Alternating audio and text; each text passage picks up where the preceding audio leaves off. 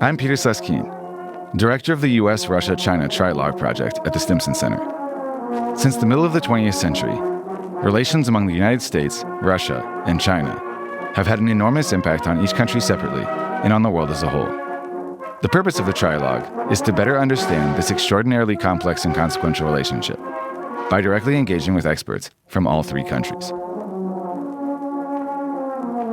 My guest today is Zhao Long, Deputy Director of the Institute for Global Strategic and Security Studies at the Shanghai Institute for International Studies.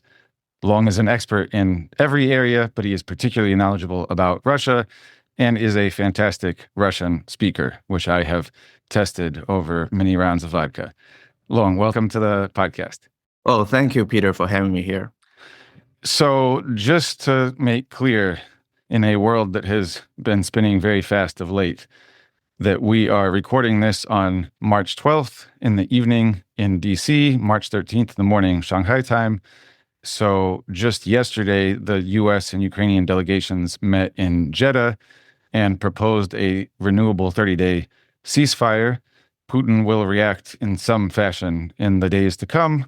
This episode will be released after that, so we won't speculate as to what his counteroffer may be. But we will talk sort of in broad terms about the Chinese reaction to the developments of the last several weeks, mostly emanating from Washington.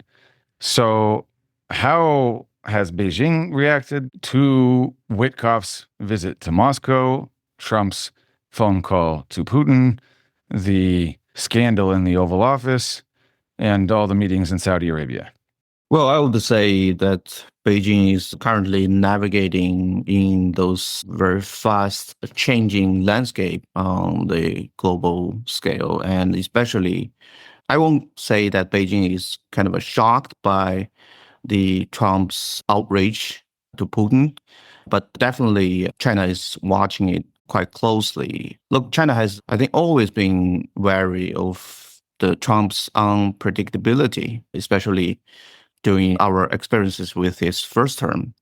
So the recent developments surrounding Ukraine, Middle East, US-Russian relationship, I think this aligns with the broader pattern of how Trump has been perceived by Beijing.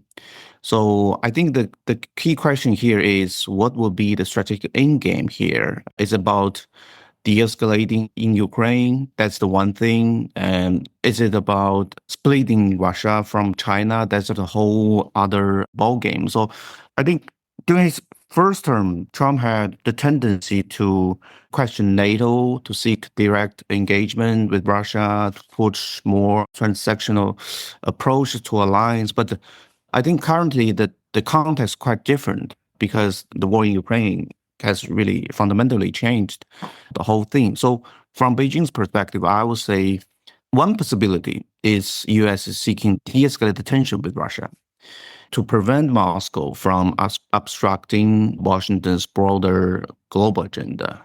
But I think Beijing's concern is more about the so-called ambitious objective of Trump, which could be the attempt to recalibrate the U.S. strategy of dual containment and offering Putin some, let's say, greater than expected incentives and the hopes to weakening this Russia reliance on China.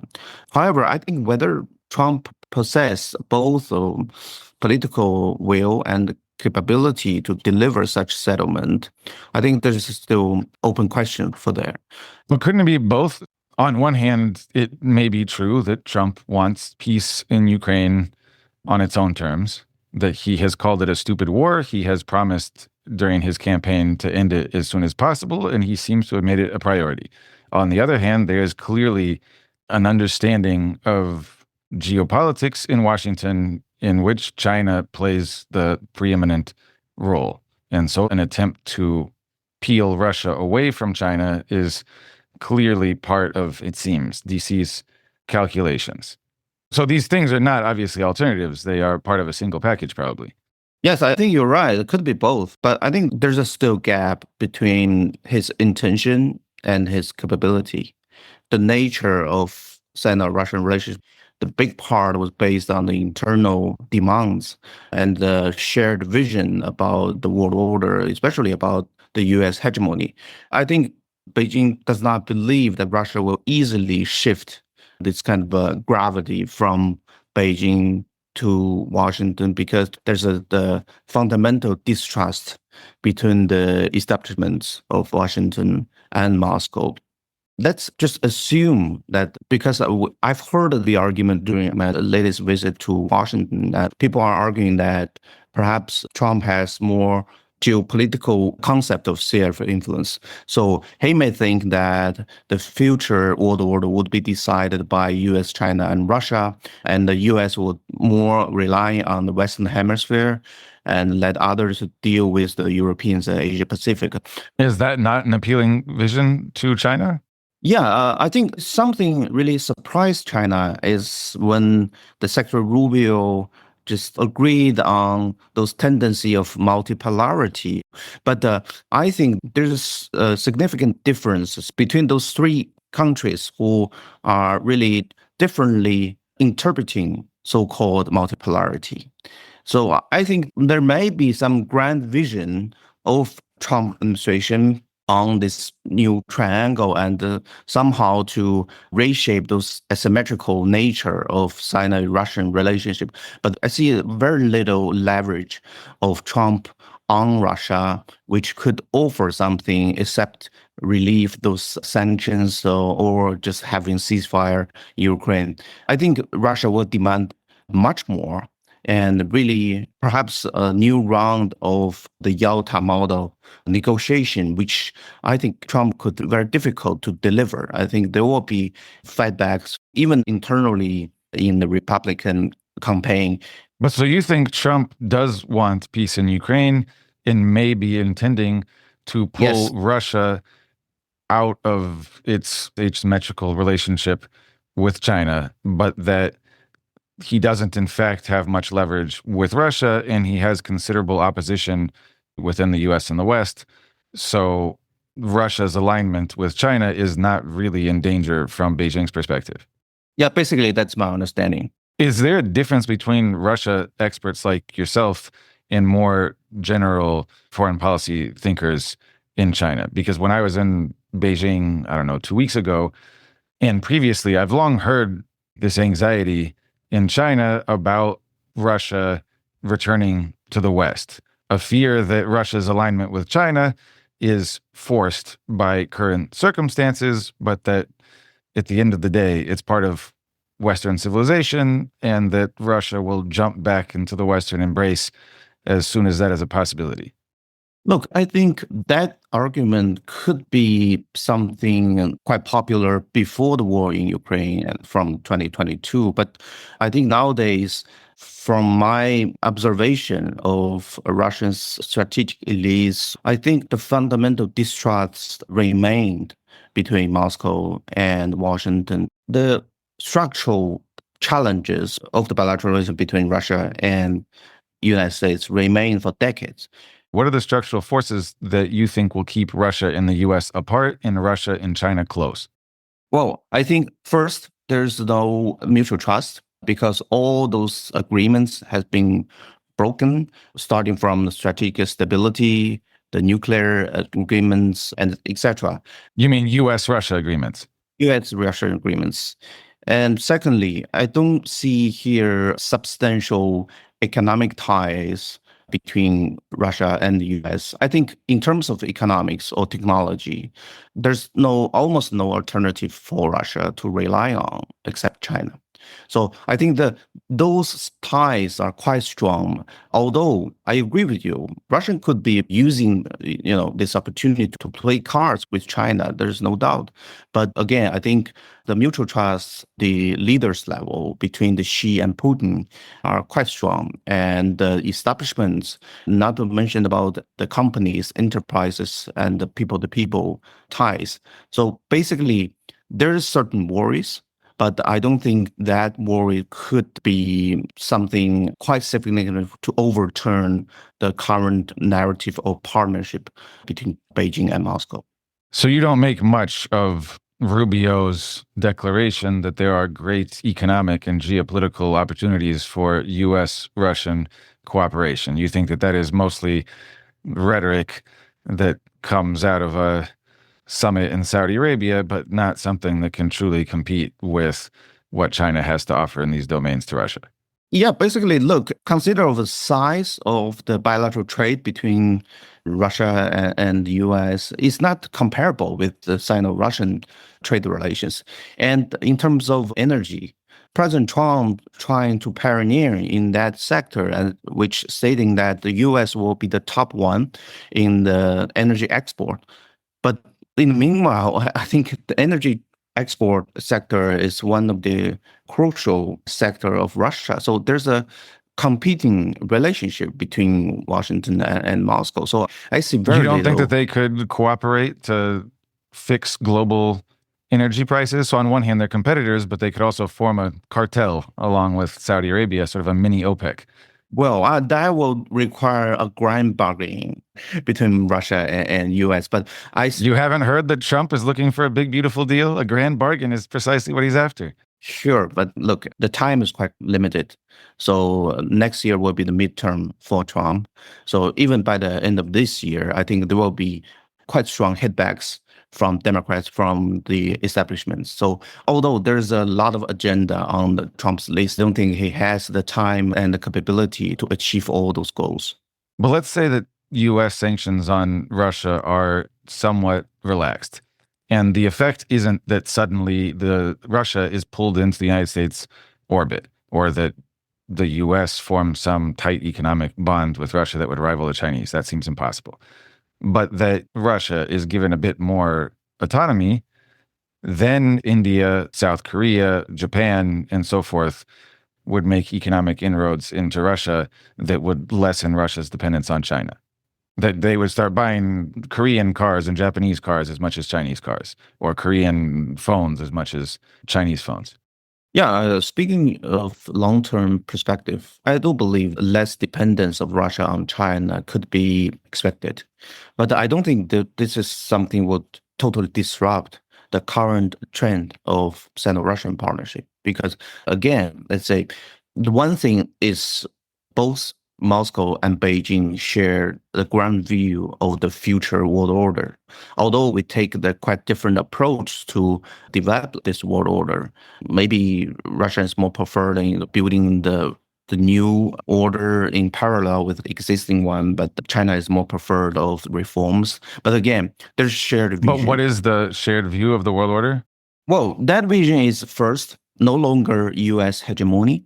The second, more voices of a global South. And third, there will be more balance and justice, the international mechanisms in many aspects, in the politics, in economics, trade, investment, even the judicial mechanisms. So I think there's a lot of common issues, a common agenda between China and Russia. So, but maybe there's also now a common agenda between Xi, Putin, and Trump.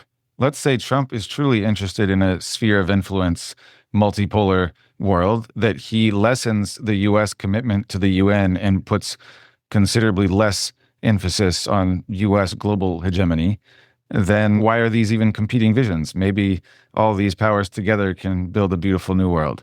Well, it goes back again to the credibility of Trump's vision and Trump's actions, because we had not good record from his first term. He's saying on day one this, and next day will totally overturn his position. So I think this is something that Beijing worries the most, that whether we could really take in account of his words and his promises.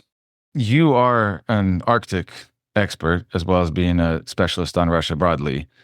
There was specific mention of the Arctic as an area where the U.S. and Russia could cooperate, presumably on energy. What is the Chinese reaction to that proposition? Is there any fear that the U.S. will acquire Greenland and Canada, and that Russia and the U.S. will split the Arctic 50-50 and exclude the Chinese and the Europeans? Well, I think Beijing also is closely watching what will be between Russia and the US in the Arctic agenda. So, as you know, China has been positioned itself as a neo-Arctic state. and also the important stakeholder of Arctic affairs.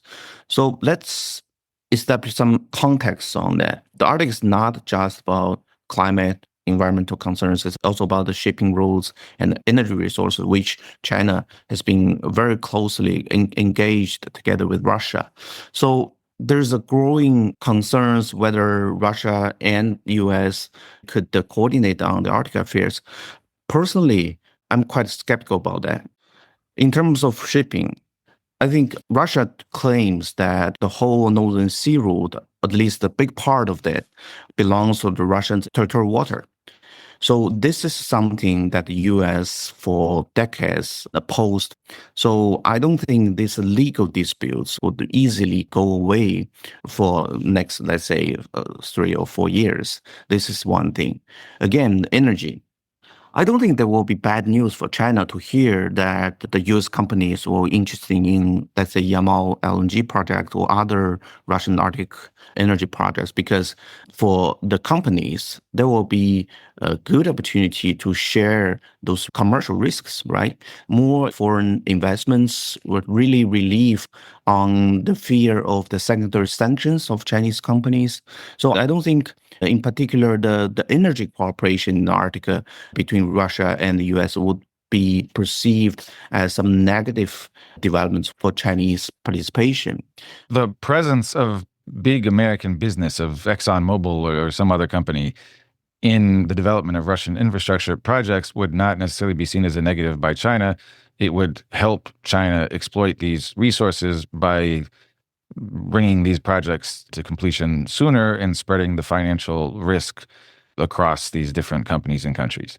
That's right. We did it before the war. Those projects are not only between Russia and China. It's not bilateral cooperation. It's involved with the French companies, with the Japanese companies, with many others. So I think the Chinese enterprises prefer the multilateral framework of Arctic cooperation rather than only rely on bilateral interactions. And you don't think there's any danger that in these discussions, there is a specific motivation on the US side to minimize Chinese presence? That, like, we will come back with ExxonMobil if you promise to keep the Chinese presence in the Arctic within certain bounds. Is there worry in China that the US and Russia are discussing something along these lines? There are some discussions. There are even some debates about the possibility that what would be the ultimate goal for Trump's Arctic cooperation with Russia, whether the China will be targeted again. But personally, I'm not too much worried about it. The reason I mentioned, not only the legal aspects or the energy or commercial aspects, I think that there's other reason is that in terms of Arctic, U.S. is far left behind of Russia in terms of the capability in the navigation, in doing some field studies, or those commercial use of Arctic. So basically, Russia is the leading Arctic state. So I think Russia will definitely stick on this own agenda to, of course, it will be willing to involve more stakeholders, but I think China will be definitely one of the major stakeholder. And I could expect that Beijing will double down its partnership with Russia in the Arctic. Well, I think we also will be very interested in engaging with European Arctic states like Norway, Denmark, and maintain our access not only to the Russian Arctic, but also to the Arctic affairs as a whole. So I think China is likely to push more multilateral governance framework like the Arctic Council and others. But again, personally, I think there's some potential challenges, but I don't see there will be totally so-called the game changer for the China-Russian Arctic cooperation. How many of your Russian colleagues have reached out to you in the last few weeks to reassure you that their commitment to China remains strong? How actively are they trying to say that the partnership will continue? Well, I think at level of think tank exchanges, we just had the track to dialogue with Russian colleagues last month in in China. And the question being repeatedly asked, what your understanding of Trump's policy towards Russia, nearly the U-turn policy adjustment towards Russia, what our understanding, what our concerns about the Sino-Russian relationship. I can tell you that I would not describe this kind of a reassurance, but I think we do have some common worries or questions that what's the whole logic behind the Trump's policy towards Russia. They're still debatable. The Russian colleagues are quite confident that our relationship will maintain with quite strong and productive manner, not really impacted by those strategic or policy adjustment of Washington. And there's many arguments. There are many evidence could support this idea in terms of pragmatic cooperation, trade, investment, technology. But again, overall, I think we both share those distrust towards Washington. So the Russian colleagues really feared about this so-called strategic trap of President Trump, which offering something even beyond their expectations. What would be the so-called the hidden agenda of Trump? I think in those academic circle, the think tank colleagues, they're still debating about this kind of what will be the outcome of policy adjustment from Washington. So you hear from Russians a certain skepticism, to put it mildly maybe, about these overtures from Trump, that they're too good to be true, that the Russians have seen resets before, and that they're worried that there is some hidden agenda or that this will all be rolled back by a different political administration. So they're almost afraid to take a bite out of what looks like a really juicy apple. Yeah, exactly. At least from what I've heard from our Russian colleagues during the discussion, yes, that is the key question or worries they have shown to us. I do share the similar feeling about that because I think China, in our experiences in dealing with Trump's first term, we had a quite similar feeling. You mentioned Trump's first term a couple times as evidence of what may happen now. But is there not an appreciation in Beijing and in Moscow, insofar as you talk to Russian colleagues frequently, that Trump in his first stint in the White House came in unprepared, without a team, and that this time he has had a while to prepare a large number of cadres. He has nominated and now has had confirmed a series of allies to direct all of the major Washington bureaucracies, and that this is a very different beast, that the first time around is not necessarily evidence for what will happen now. And if we judge by the whirlwind of the first month, it does seem to be quite different. Oh, of course. I think Trump is totally different in terms of team, in terms of preparedness in the White House, in terms of his experiences in dealing with other leaders. But again, I think the biggest challenge is not for Trump in achieving those strategic goals and global agenda, not from the outside. I think especially from the inside, because from my observation, there's almost zero coordination between the different departments, between the different figures of his team, and all of them are just guessing what Trump wants, and they are acting differently and independently from each other. So I don't see there any synergy. And that's why I'm quite skeptical about the real outcome from any his foreign policy adjustment. And secondly, I think there's a big challenge for him we should not ignore, that he created this kind of a chaotic situation among the allies and partners. I do believe there will be some hitbacks. There will be some responses from, let's say, Europe, from other Asia-Pacific partners, even from Canada. Every country has their own agenda. It could be pressured by Washington on one issue, but not on all of them, and not on all so time. Let's push a little bit more on this subject of potential rift between the United States and its so-called allies and partners. Sure. So we started by talking about the possibility of the US peeling Russia away from China, and you thought that wasn't likely. Yeah. Is there a possibility for China to pull Europe away from the United States? Wang Yi said something nice about the Europeans recently and castigated Trump for treating them badly. You watched, I'm sure, Vice President Vance's speech in Munich and the audience members' shock at his speech.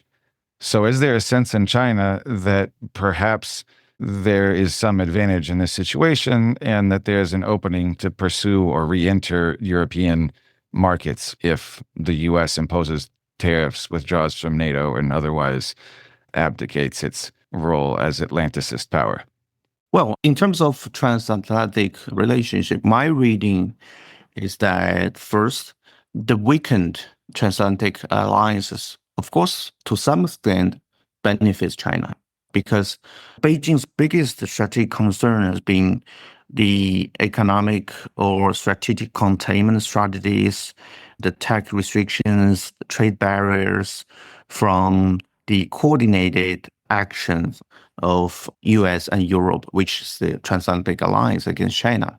So if the US and Europe are increasingly at odds over Ukraine, over NATO's commitments or economic policy, that could, of course, create room for China to maneuver diplomatically or economically. And meanwhile, I think China does not want complete so-called disorder in the West because I don't think we are viewing this tension only through the speculative perspective, because I think that kind of a disruptive relationship between Washington and Brussels would further escalate those chaotic situations. And those in Europe and those changes will lead into the instability. But what's the problem? The Chinese constantly talk about changes unseen in a century, which provide some sort of opportunities for Beijing to prosper. I understand that it's a double-edged sword, and it's not only a set of wonderful opportunities, but also extraordinary challenges. But nonetheless, why is an unsettled global situation necessarily a bad thing for a growing China? Again, I think Europe is still one of the major markets for China, right? So if there are economic uncertainties, those impact on supply chains will trigger the market volatilities. All those things, I think, will hurt China's economic issues. This is the first. And secondly, I think China prefers more predictable partner, even the competitors. So if the transatlantic relations or the West as a whole become too unpredictable, it makes a long-term strategic planning more difficult for Beijing. So how should we deal with the European countries in the long term? That will create a lot of uncertainties and problems. Yeah, actually, this is something that I found fascinating, is that the Chinese love of predictability extends even to competitive relationships. Sure. That there seemed to be a preference for Biden or Harris over Trump in most of my conversations with Chinese during the election season, even though Biden's democracy, autocracy, small yard, high fence frameworks were objectively constraining and potentially catastrophic for China. And with Trump, unpredictability extends possibly to productive developments. But there was a preference, as they say, I guess in English, for the devil you know. That's right. That's the whole point I would like to make. China, as Beijing, it's really good in making those long-term strategies and policies. So we are always insisting on the predictabilities rather than those daily changing policies or strategies, in particular of Trump. So that's why even for the competitors, even for those non-partner countries, so I think China is still more preferred in those long-term vision about them, and in which, based on that understanding, we could develop the long-term solution and response to that.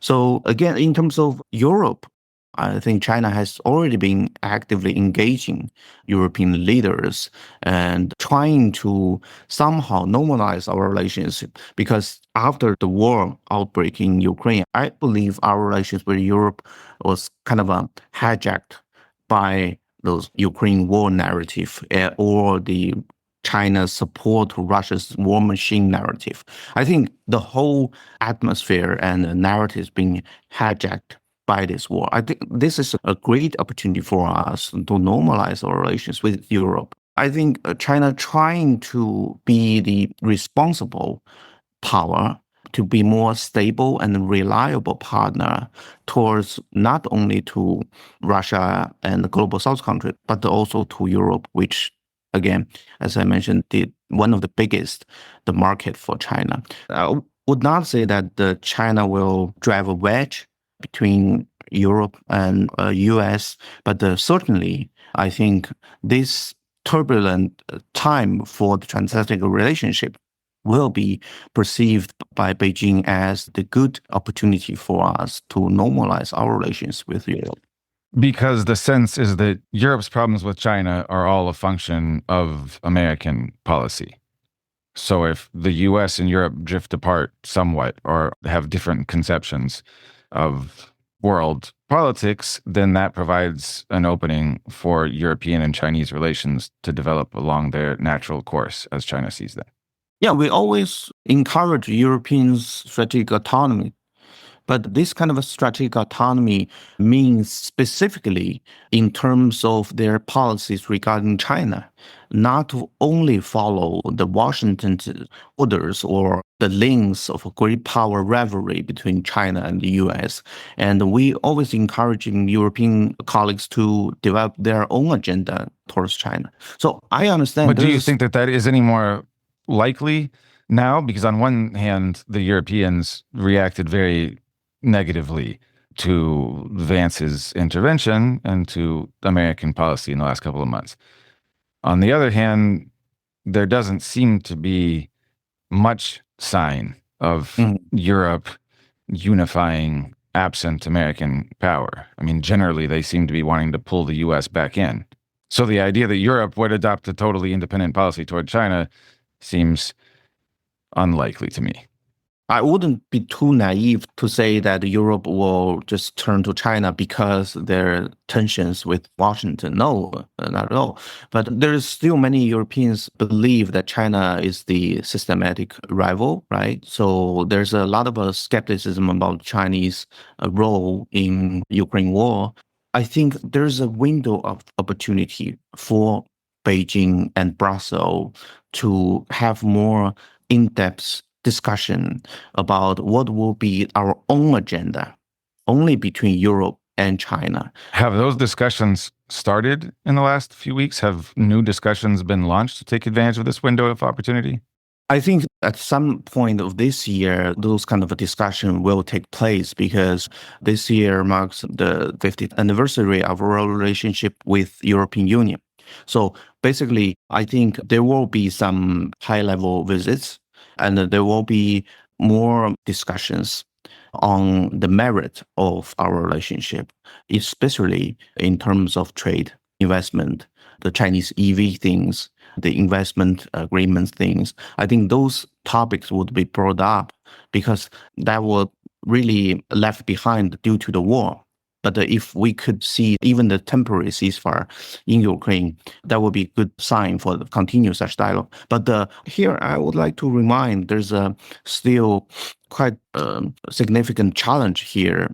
Let's assume that Washington would put the maximum pressure on Ukraine, which President Zelensky make a significant compromise on the territories, on all conditions, sign the ceasefire agreements. That will significantly increase the Europeans' dissatisfaction over China.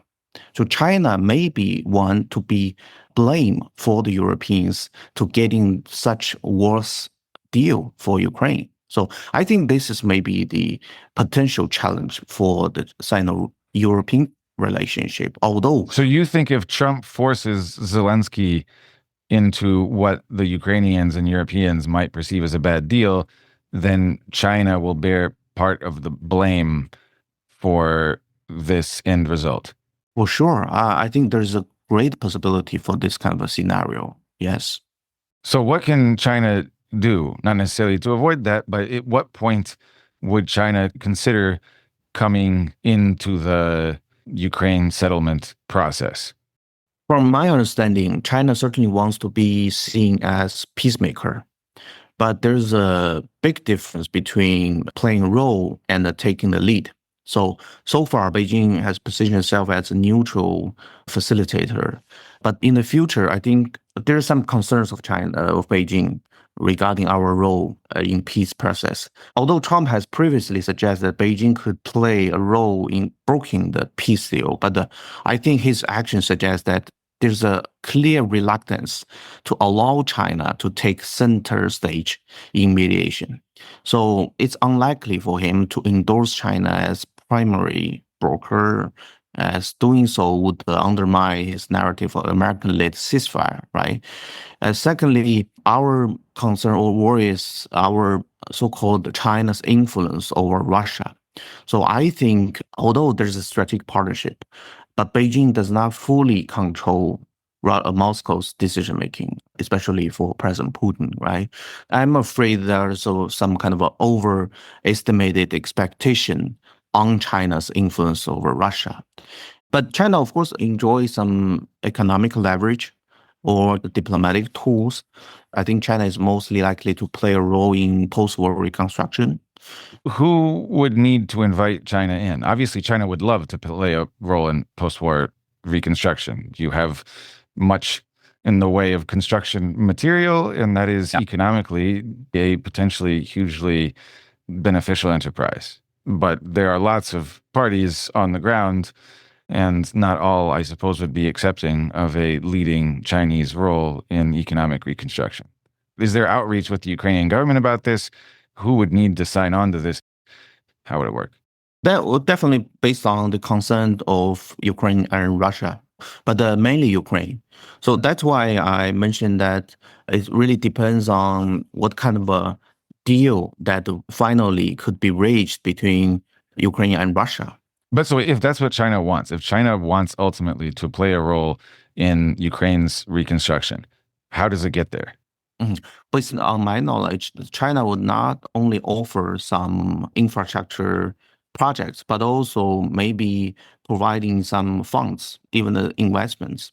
But it really depends on the position of Kiev and even the attitudes of Europe, I think. That's why I think it's too early to say that China could for sure be part of this post-war reconstruction. We do have some willingness. We also enjoy some capabilities. But again, it's too early to say. But I think China probably will get more involved in the later stage, I think, in this whole peace process when the broader framework is already in place and China can step in as stabilizing force. And I think you can take China as the final mile facilitator. Would Beijing consider putting a substantial number of peacekeepers on the ground? Yeah, in terms of security guarantees, peacekeeping missions, I think within China, there's a quite debatable issue.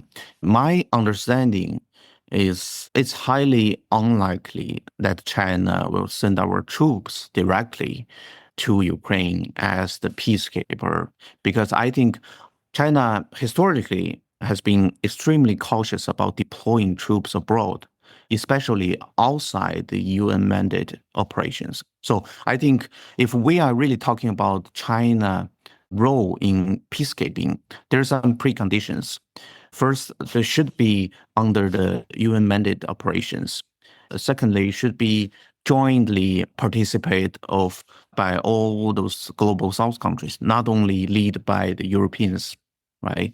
There's still, I think, some domestic considerations. I think some of Chinese public are quite skeptical about sending the troops to Ukraine because for them, the They think this is the Europeans' own business. Why should you bothering us, right?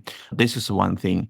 But there are some alternatives. I think the sending the troops not only option for the peacekeeping mission, right? For China, we could use some more advanced technologies like unmanned or remote surveillance system, drones to participate. Yeah, the front line is already saturated with Chinese drones that are dealing death. So maybe Chinese drones can also bring peace. Yeah, maybe. And also, China could be interested in be part of a monitoring mechanism, right?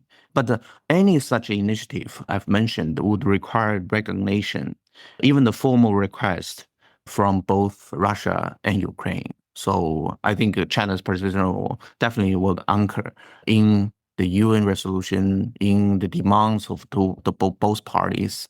But boots on the ground in Ukraine, I think there's still a big question mark. Okay, well, I know you have to go soon. So one final quick question.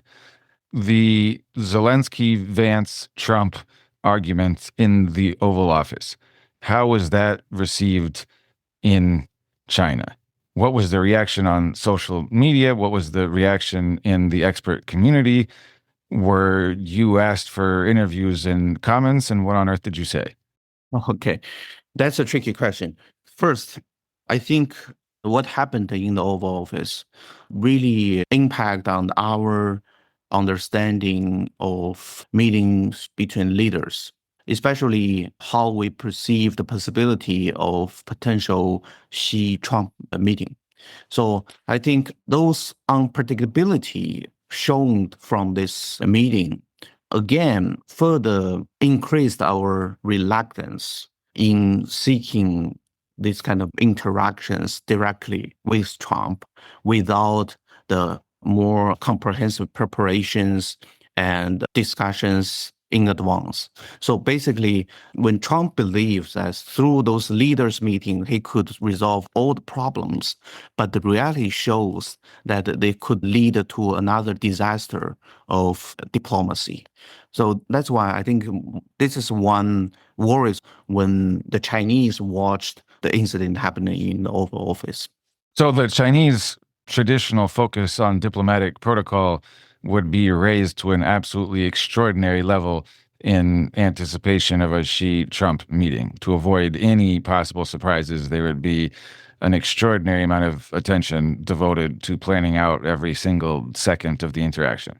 Yes, exactly. I think especially for President Xi, I don't think he will be quite comfortable in dealing with Trump's performance in the Oval Office. So I think it's another sign of U.S. unpredictability. So that's why I think this will reinforce Beijing's long-held belief that we must not only rely on the leaders' meeting, but also to resolve the problem in advance before the meetings, and then just have the whole image of the constructive dialogue between the leaders rather than discussing those substantial issue right in front of the world media. So I think that there's some lessons, not only for Zelensky, but for all other leaders, which will have more clear understanding of Trump's style of negotiation. So I think this really somehow reshaped the Beijing's understanding of the leaders' meeting. Yeah. Well, let's hope that leaders' meeting does happen and that it goes off without a hitch. So thanks so much for joining me today. And I look forward to seeing you next time I'm in Shanghai. Thank you for having me. Always a pleasure. Thanks for listening to the Trialogue Podcast. Make sure to subscribe to the show so you don't miss out on any episodes. The Trialogue Podcast is hosted by the Stimson Center and produced by University FM.